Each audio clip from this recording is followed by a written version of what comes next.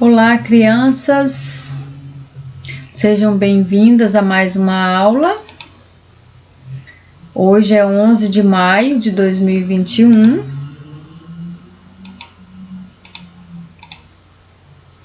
Hoje, crianças, nós vamos aprender sobre matéria-prima e indústria.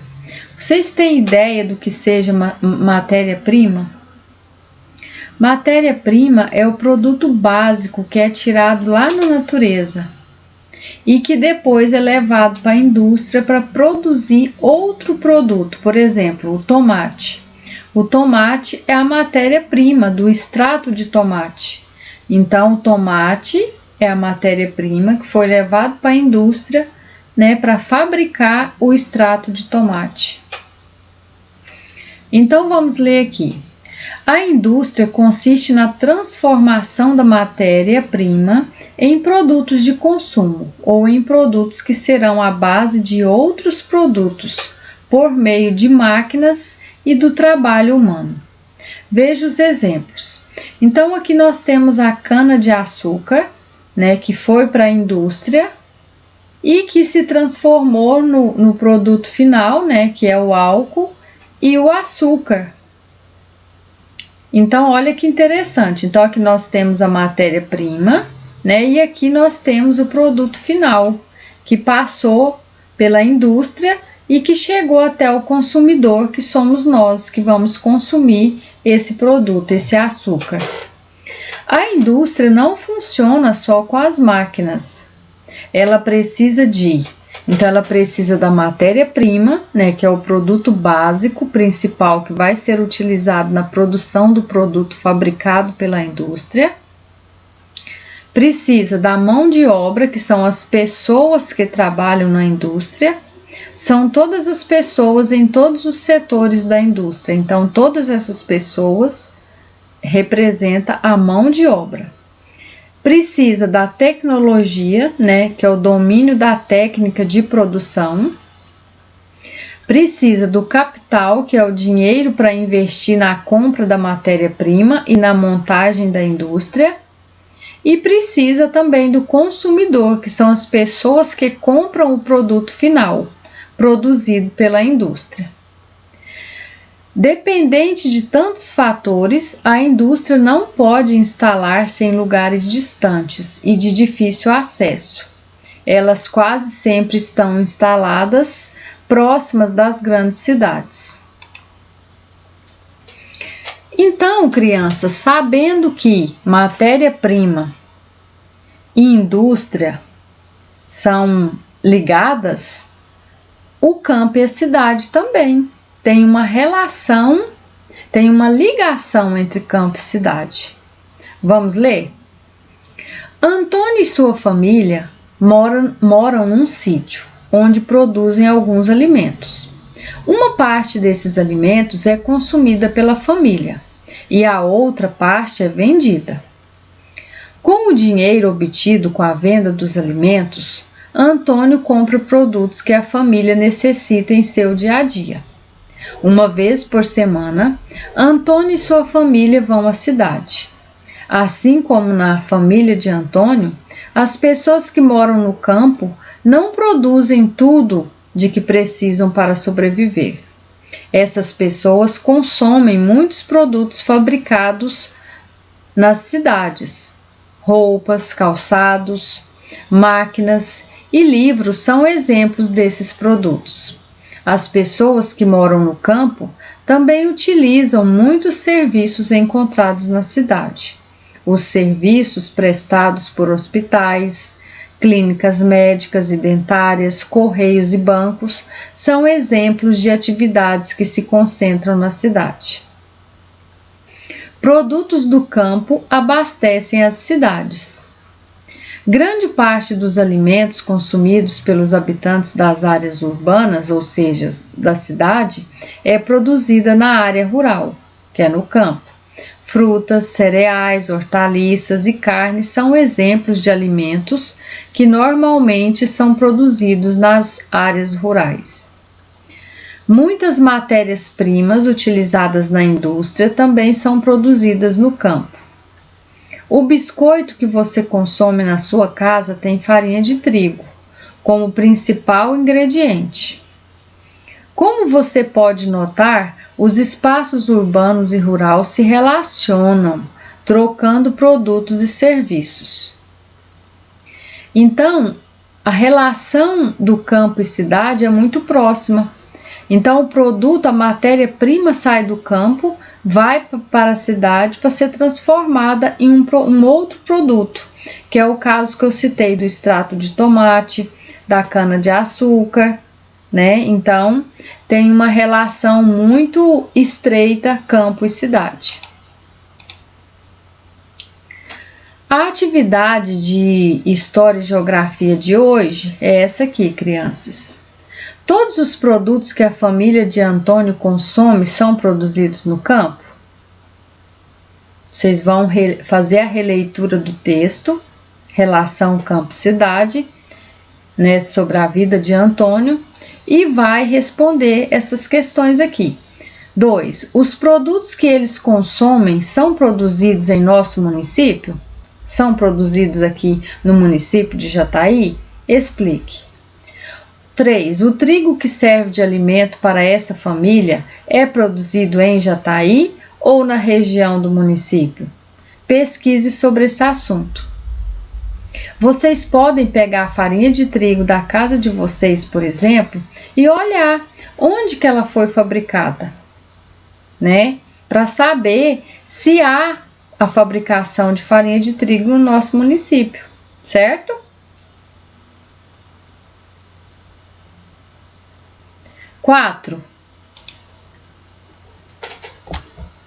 Número 4. Que outros produtos podem ser produzidos com a farinha de trigo? Vocês vão fazer uma pesquisa e descobrir quais outros produtos. Bom, na aula de língua portuguesa, nós vamos retomar, né, o gênero textual poema. Então, o poema é uma obra literária geralmente apresentada em versos e estrofes. Então, quem lembra o que é verso? Verso é cada linha do poema e estrofe é o conjunto de versos. Poema, obra em verso em que há poesia. Poesia, caráter do que emociona, toca a sensibilidade, sugerir emoções por meio de uma linguagem. Vamos fazer a leitura desse poema. Mãe. Mãe, existe um grande mistério neste dia tão singular, dedicado às mamães, que nasceram para amar. Esta data importante estava para vesperar, e a natureza exuberante quis logo festejar. O jardim ficou tão lindo, com flores de todas as cores, passarinhos bem contentes, borboletas multicores. As flores exalaram um perfume diferente, o vento soprou bem forte, espalhando para toda a gente.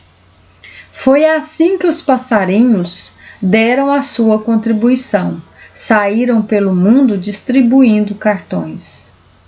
Cada um com um assunto de alegria e emoção. Não importava o conteúdo, tudo vinha do coração.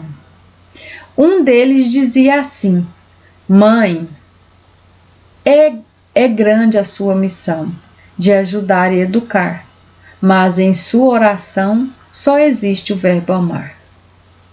Feliz Dia das Mães. Então, crianças, cada linha dessa aqui é um verso. Esse conjunto de versos aqui chama estrofe. Então, vamos contar quantas estrofes tem esse poema? 1, 2, 3, 4, 5, 6, 7. Então, esse poema tem 7 estrofes. Será que cada estrofe dessa tem o mesmo tanto de versos? Vamos verificar? Bom, na primeira estrofe tem 1, 2, 3, 4 versos. Aqui na segunda também. Na terceira estrofe também tem 4 versos. Aqui tem 4 versos, aqui tem 4 versos, aqui também tem 4 versos. Mas aqui, ó, 1, 2, 3, 4, 5. Nessa última estrofe tem 5 versos. Então, esse poema aqui, ele seguiu o padrão, né, de 4 versos em cada estrofe até aqui. Aí depois aqui mudou. Isso pode acontecer. Pode acontecer de um poema ter a quantidade de versos diferenciadas em cada estrofe. Esse poema aqui, nesse poema, contém rimas? Vamos verificar. Existe um grande mistério neste dia tão singular, dedicado às mamães que nasceram para amar. Então, singular, amar. Importante, exuberante. Vesperar, festejar. Então, ó, as cores, multicores. Diferente, gente.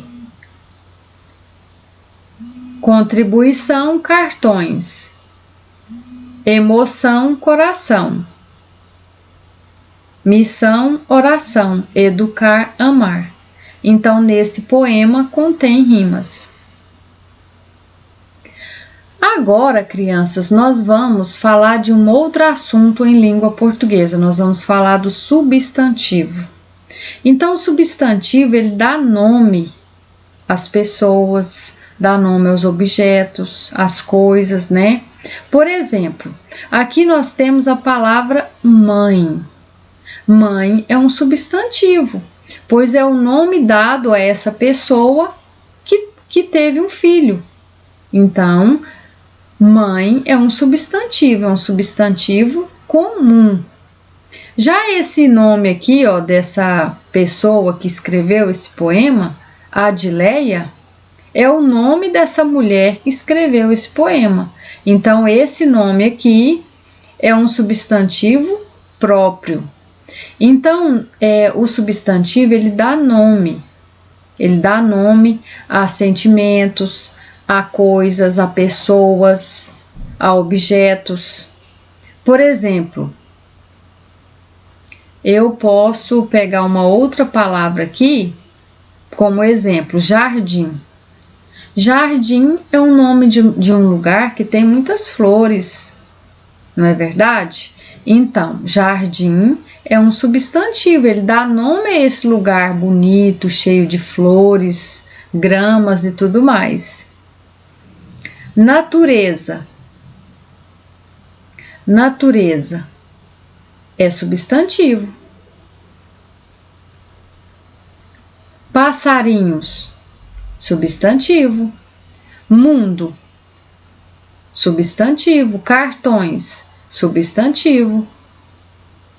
Então, nós já entendemos o que é o substantivo, que dá nome a sentimentos, dá nomes a objetos, a pessoas. E o adjetivo, ele dá característica a esse substantivo, ele dá qualidade. Ele expressa as qualidades, as características do substantivo. Por exemplo, aqui, ó, contentes. Contentes é a característica dos passarinhos aqui. Os passarinhos bem contentes. Então, contentes é o adjetivo dos passarinhos. Poderia ser passarinhos tristes, mas é passarinhos contentes.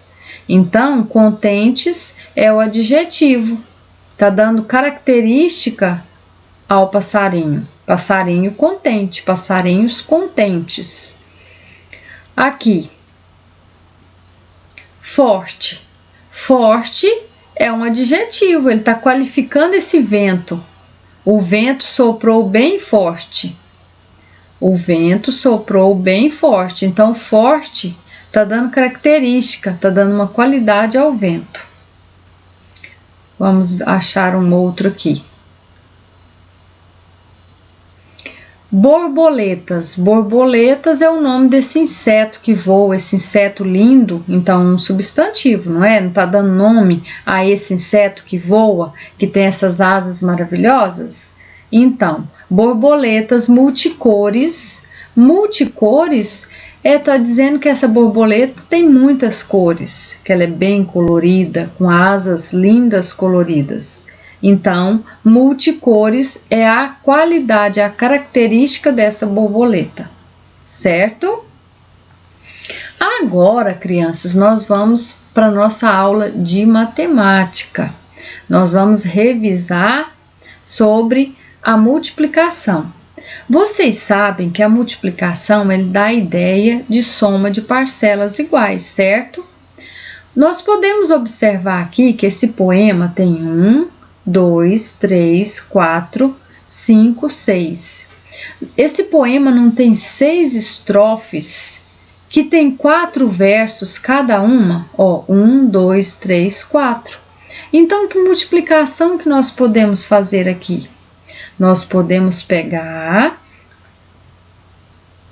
1, 2, 3, 4, 5, 6. Não tem 6 estrofes?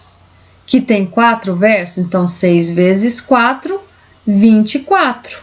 Ou então eu poderia pegar